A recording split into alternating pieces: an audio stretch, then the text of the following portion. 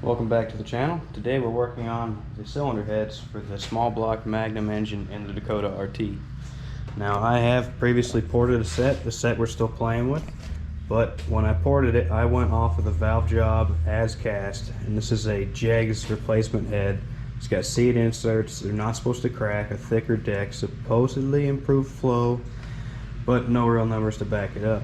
Anyway, the point is that I ported it off the valve job that existed as is, and then I took it to a machine shop when I was done and had them just touch up the seats. So it wasn't a real performance valve job, it wasn't optimized, it was just ported.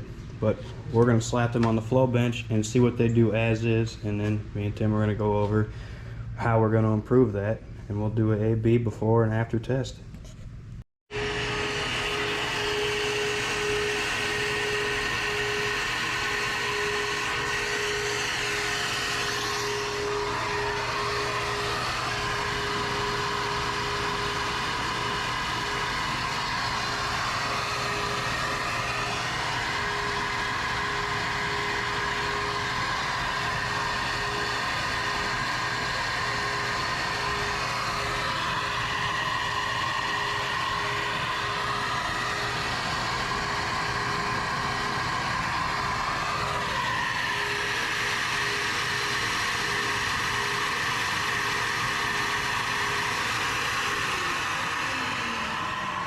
More valve length does not always equal more flow. Well, I think we found the problem. Here is where the seat is on the valve with the current valve job. You can see how much valve we're not using. We're going to have to fix that. We've got our 3-angle cutter set up. We're going to go ahead and move this seat out and try to get something closer to a performance valve job on it.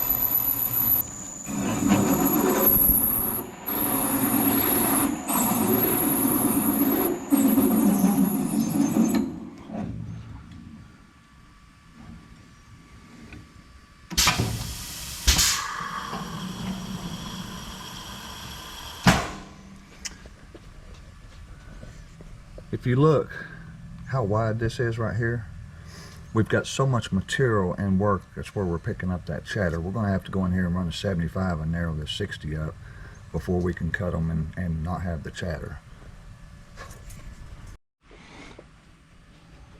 We've markered our valve. We're going to run him in here and see where our seat's at now. Should be using more of the valve this time.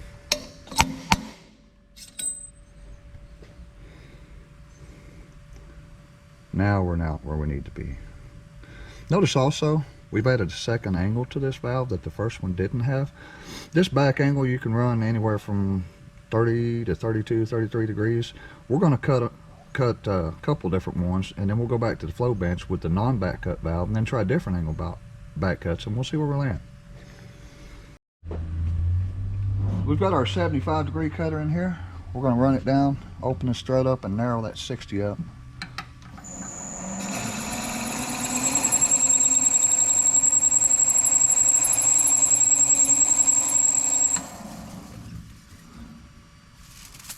That's a lot of material.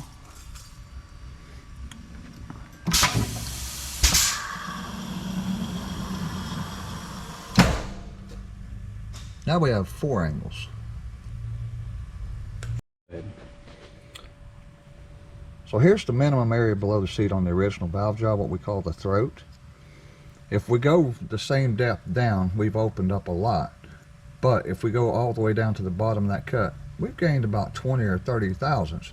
So we've moved the tight spot, but now we're going to be tight here. We're going to flow it like this, and then we're going to set this dimension where it should be off the valve diameter, and then we'll reflow it and we'll see what we get.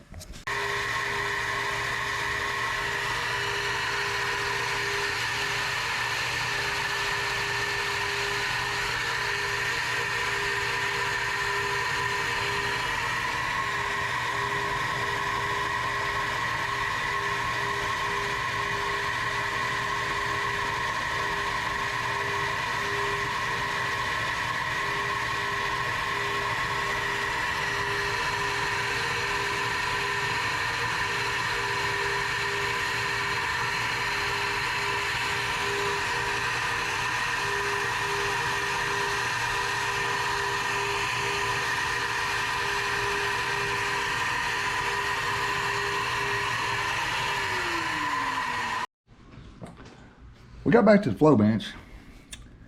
We've got A, B, C, D up here. What those are is the head as received. The seat was cut for a 1820 valve. It uses a 1920 valve. We did our valve job. We put the unback cut valve in it and tested that. C is the same valve job in the head, but with a 30-degree back cut on the valve, and cut the 45 on the seat down to 90 thousandths wide. D, we went to a 32-degree back cut, a little steeper, same seat width. This little cymbal, that's unstable. You'll reach a point there where the airspeed in the port's gonna not want to come around the short turn, and this thing around 500 lift, it's getting unstable, and as we make more airflow, it starts to do that sooner.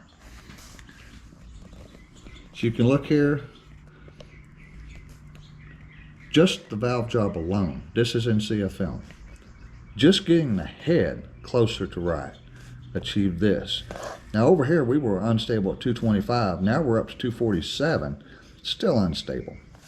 Add a back cut, and this is just a 30-degree back cut. Notice the 100, 200, look at the gains, just adding a back angle on the valve itself. This is how important getting the air around the valve is. Went steeper on the back cut. Generally you're going to see it lose down low, and it's going to start to get better up high.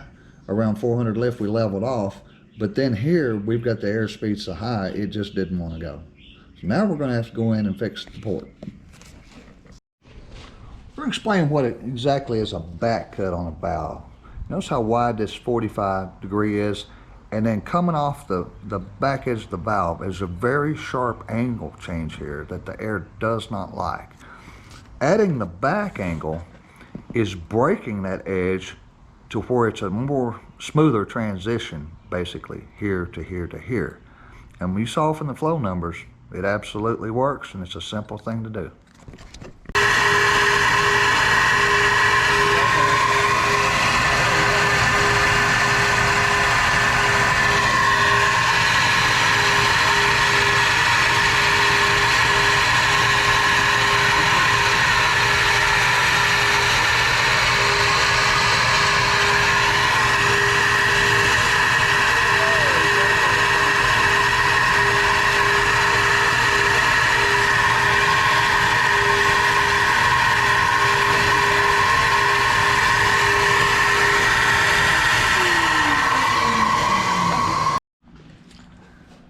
We left off here.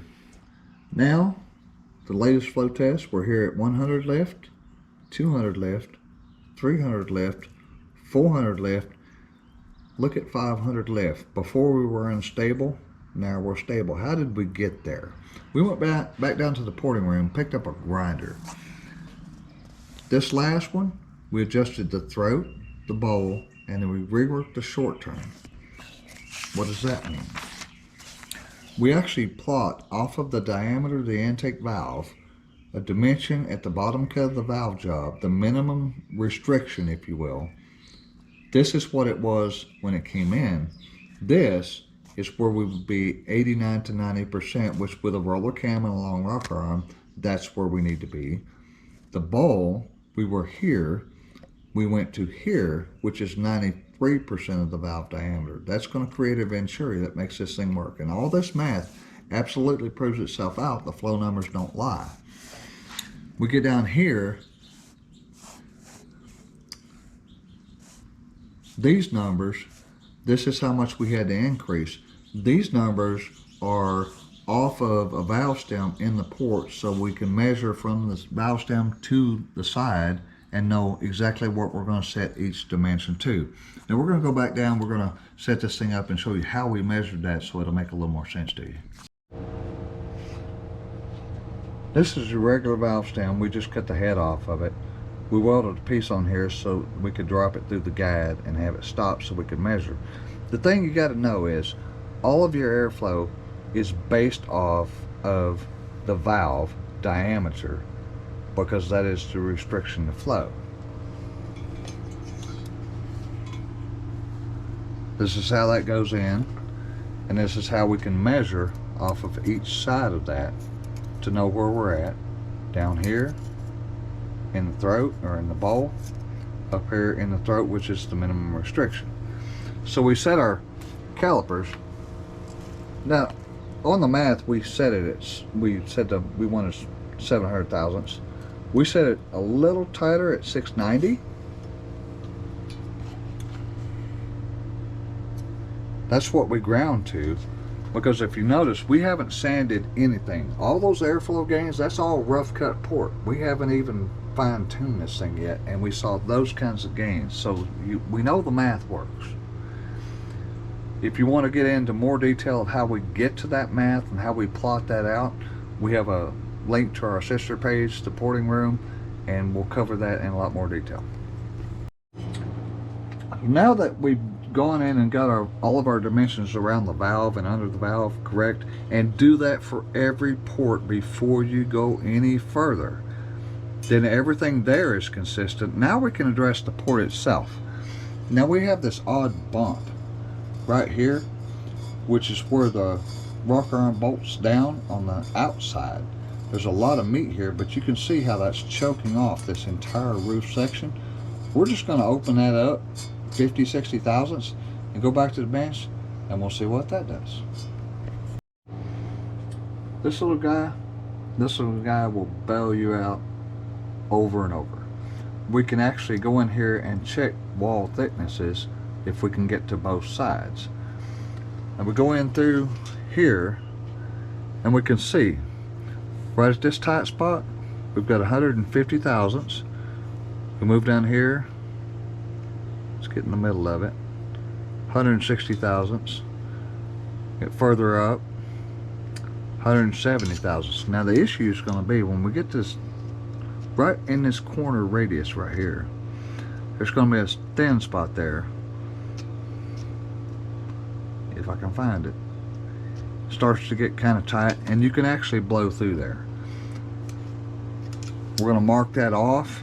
We're going to work this whole wall back 100 thousandths and leave 60 thousandths to go, and then work that inside bend where it's tight, and we'll see if that gives us the necessary room to gain some flow. We're going to take our dividers, go in here. Now we know we're 160 thousandths thick. There's a low spot here, but obviously the other side of the casting follows it because our thickness was consistent. So we're going to go down here, find the tight spot here, it's loose here, back to close to tight there. We'll just check that real quick.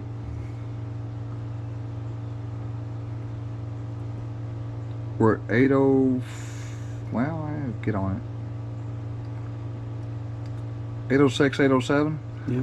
We're just going to set that to 875. We're going to leave about 25 to sand it out and do any finish work. Close enough. We'll lock that down. We'll reset this to that dimension, and then we'll grind until this will go all the way through, and then we know where we're at.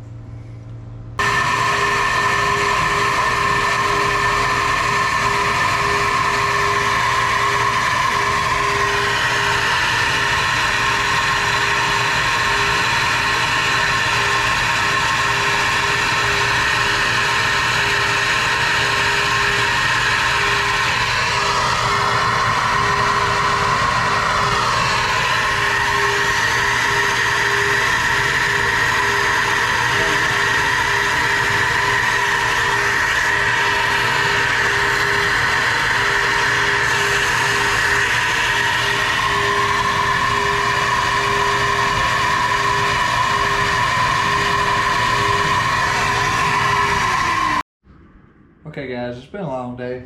We've got a lot of time on the flow bench and on the machines and the grinder.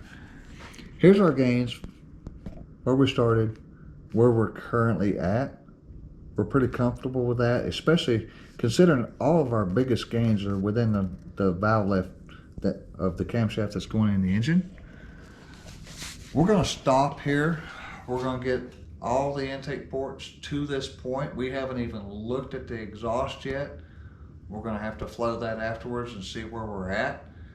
We could find more flow in this intake port. I'm pretty sure 270, 275 is possible.